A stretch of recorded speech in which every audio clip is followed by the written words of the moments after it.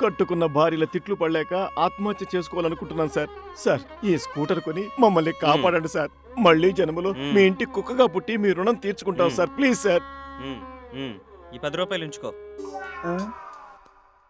10 రూపాయల చీదినమ్మ, రోడ్డు మీద బెచ్చగాడం చేస్తుంది కదా ఇది మన్నే. రై, ఇంకో ఉపాయం చెప్తాను పద.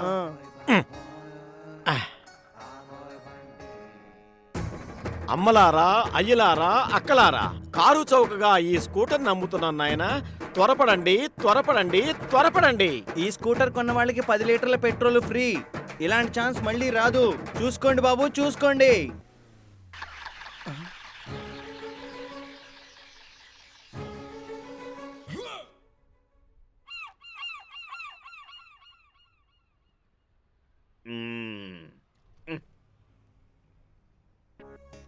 అరే నీ అమ్మ జీవితం, నేను హుస్సేన్ సాగర్ లో దూకి చచ్చిపోతాను రా బాబు. బతకడం నా వల్ల కాదు.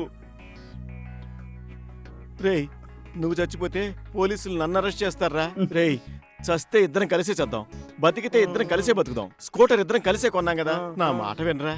సరే బాబులారా, అమ్మల్లారా, అక్కల్లారా, చెల్లెళ్ళారా, ఎవరైనా కారు చౌక రేట్లో ఈ స్కూటర్ని కొనుక్కొని, బాబు మీకోసం ఒక స్పెషల్ ఆఫర్ కూడా ఉంది. 10 లీటర్ల పెట్రోల్ కూడా ఫ్రీ బాబు. ప్లీజ్ బాబు, ప్లీజ్ బాబు, ప్లీజ్ బాబు.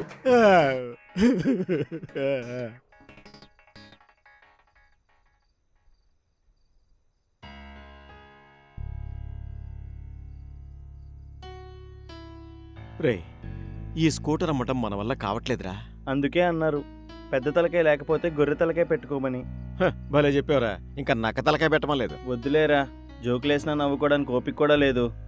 అవునరా, మన ఆఫీసులో వాళ్ళంతా మనం తెలివి తక్కువ వాళ్ళమని ఫిక్స్ అయిపోతున్నారా. వాళ్ళు చెప్పిన దాంట్లో కూడా తప్పే ఉందిరా.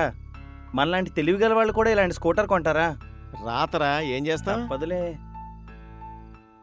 ఏంటి అర్ధరాత్రి ఆలోచిస్తున్నారు? అర్ధరాత్రి ఆలోచిస్తే ఆలోచనలు రావు, నిద్ర వస్తుంది. అదేనే, ఎంత ప్రయత్నించినా స్కూటర్ అమ్మలేకపోతున్నామని బాధగా ఉంది. మీలాంటి తెలివి తక్కువ వాళ్ళు ఇప్పుడు బాధపడితే ఏం ప్రయోజనం లేదు. కొనేటప్పుడు ఉండాలి. అమ్మకపోతే మీతో చావు, అమ్మలేక దాంతో చస్తున్నాం. మీతో చాలా భయంగా ఉంది. నువ్వేమో మీ అమ్మని పిలుస్తానంటావు, ఈవిడేమో విడాకులు ఇస్తానంటుంది. అసలు మీ టెన్షన్ తట్టుకోలేక చచ్చిపోతున్నాం. మాదే ఉంది. ముందు మీరు మీ మీద కాన్ఫిడెన్స్ పెంచుకోండి, అప్పుడే బండమ్మగలుగుతారు. మాకిప్పుడు కాన్ఫిడెన్స్ వచ్చింది. మేమేంటో రేపు స్కూటర్ అమ్మి చూపిస్తాం. ఇప్పుడు మీరు మగాళ్ళు అనిపించుకున్నారు. పదండి వెళ్దాం.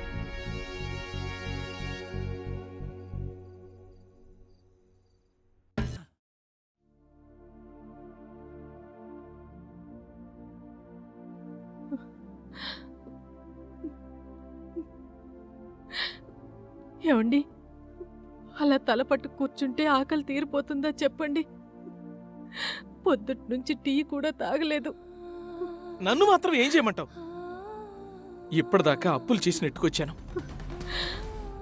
ఇక అప్పులిచ్చేవాడు కూడా ఎవడూ కనపట్టలేదు. ఇప్పుడు బాధపడి ఏం ప్రయోజనం? బంగారం లాంటి ఉద్యోగం లంచాలు మరిగి పోగొట్టుకున్నారు. అదంతా నీ వల్లే జరిగిందే. నగలు నగలు నా ప్రాణాలు తీసావు, బడాయికి పోయి బజార్ను పడ్డావు. నగలు పోయాయి, ఉద్యోగం పోయింది, అప్పులు పాలయ్యాం, చివరికి పరువు కూడా పోయింది. నా మీద అరుస్తారేమిటండి? ఏమండి, భోంచేసి 3 రోజులయ్యింది. దాని గురించి ఏదన్నా ఆలోచించండి. ఏం చేయమంటావే? టైం బాగాలేకపోతే టాలెంట్ కూడా పనిచేయదంటారు. నాకు మాత్రం ఆత్మహత్య చేసుకోవటం తప్ప మరో మార్గం కనపట్టలేదు. అంత అవసరం రాదులేండి. మరో 4 రోజులు ఇలాగే ఉంటే అదే పోతుంది.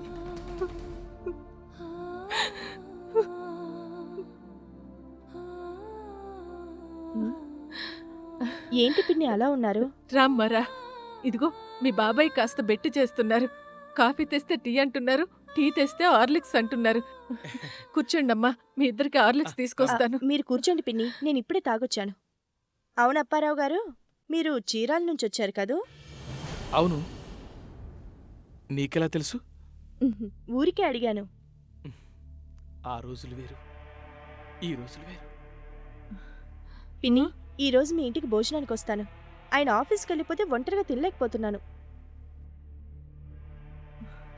సర్లేమ్మా, నేనే నిన్ను పిలుద్దాం అనుకున్నాను. నాకు చికెన్ కర్రీ అంటే చాలా ఇష్టం. చికెన్ కర్రీ చేయడంలో మీ పిన్ని స్పెషలిస్ట్. నేను చేయిస్తానులే. పాయసం కూడా చేయాలి. అవునా? మ్మ్. నీకేం కావాలో ఓ లిస్ట్ రాసివ్వమ్మా, అరగంటలో తయారు చేయిస్తాను. మ్మ్. ఎందుకండి ఇప్పుడు బాధపడతారు? నాకంతా తెలుసు. అప్పులు అవసరానికి చేయాలి కానీ సరదాలకి చేయకూడదు. చేస్తే ఇలాగే పస్తులుండాల్సి వస్తుంది. అవునమ్మా, తప్పు చేశాను. తప్పు ఇప్పుడు చేయటమేంటి? ఏనాడో చేశారు. అందుకే ఆ తప్పు మిమ్మల్ని వెంటాడుతోంది. చీరాల మండలంలో మీరు రెవెన్యూ ఇన్స్పెక్టర్గా పనిచేశారు కదా? అవును. అప్పుడు మీకు భార్య, ఒక కూతురు ఉన్నారు, గుర్తుందా? అవునమ్మా. భార్య శాంతను, కూతుర్ని వదిలేసి ఈ చింతామణి మాయలో పడి వచ్చేశారు. ఆ తర్వాత భార్య, కూతురు ఏమయ్యారో పట్టించుకున్నారా? కనీసం కూతురి పేరైనా గుర్తుందా? ఆ రోజులే వేరమ్మా. నా కూతురు పేరు భారతి, మా అమ్మ పేరు నేనే పెట్టాను. అవును, ఇవన్నీ నీకెలా తెలుసు? తెలుసు. ఈ అపార్ట్మెంట్లోకి వచ్చిన తర్వాతే తెలిసింది. నేనే మీ కూతురు భారతిని. భారతి? నువ్వు నా కూతురు భారతివా? అమ్మా, నేను మీకు చేసిన అన్యాయానికి అనుభవిస్తూనే ఉన్నానమ్మా. అమ్మా, మీ అమ్మ శాంతి ఎక్కడుంది? ఎక్కడుందమ్మా? ఒక్కసారి క్షమించమని కాళ్ళు పట్టుకొని అడగాలి. చెప్పమ్మా, మీ అమ్మ ఎక్కడుంది? మీ అమ్మ ఎక్కడుంది?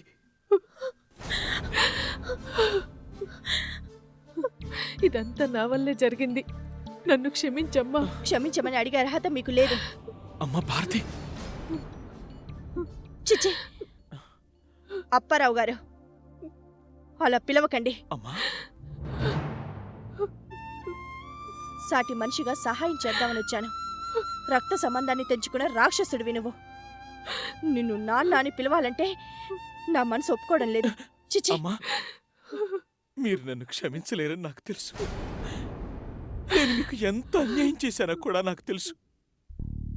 నీకు దండం పెడతాను, నేను మారిపోయానమ్మా. అమ్మా, నా శాంతని నేను ఒక్కసారి చూడాలి. నా బొందిలో ప్రాణం ఉండగా ఒక్కసారి చూపించమ్మా, ప్లీజ్. వస్తుంది, ఎప్పుడో ఒకసారి. మీరు ఇబ్బందుల్లో ఉన్నారని తెలుసు. అప్పటి వరకు ఈ డబ్బులు ఖర్చులకు ఉంచండి.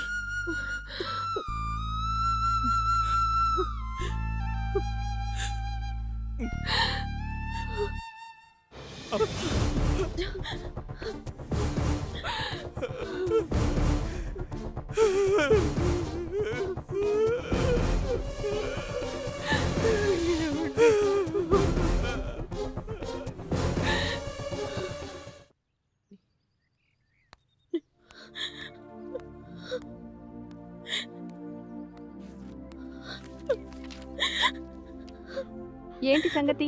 చింతామణి గారు అప్పడిగారా? ఇక జీవితంలో ఎవరిని అప్పడగరు వాళ్ళు. ఏం జరిగింది? ఎందుకలా ఉన్నావు? ఒకసారి బంధాలు గుర్తొస్తే బాధ కలుగుతుంది. ఏ, మీ అమ్మ గుర్తొచ్చిందా? లేదు.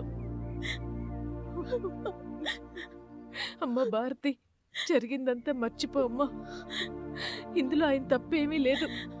తప్పంతా నాది. చిన్నదానివైనా నీ కాళ్ళు పట్టుకుంటాను.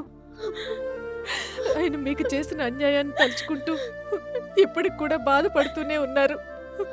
ఆయన బాధపడుతుంటే నేను చూడలేకపోతున్నాను. ఆయన్ని క్షమించమ్మా. నేను క్షమించడం ఏంటి? అన్నిటికీ ఆ భగవంతుడున్నాడు.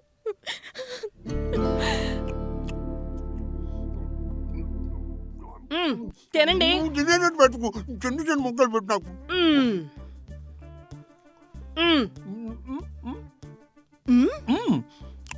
మావిడి చూసినట్టు గొడవ అయిపోతుంది, త్వరగా వెళ్ళిపో. నేనేనండి మీ అవ్వండి. నీ పేరు రావులమ్మా. ఇలా అయిపోయేటి, 6 ప్యాక్స్ చేసేవేటి? గట్టిగా రొక్కండి, పక్కింటి రావడం విన్నదంటే కుమ్మేస్తుంది. తినటానికి ఈ నోరు కూడా ఉండదు. నాకు నోరు ఎక్కడుంది? లేదు పట్టడే.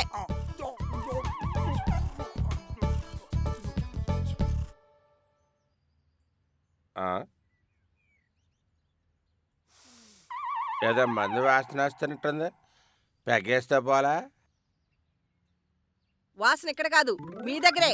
అడుక్కునేవాడితో నీకేం పని? సీసా పుచ్చుకుని వచ్చాడు, కొబ్బరి నూనె కావాలేమో పోసి పంపించు. అన్నయ్య గారు మీరు వెళ్ళండి. ఆయనకి అమావాస్య రోజు పిచ్చి ముదిరిద్దని మీకు తెలుసు కదా. మేట్ పరీచదు మా ఆవిడని అడిగి సర్లే. ఆ, ఆ, ఆ, ఆ, ఆ.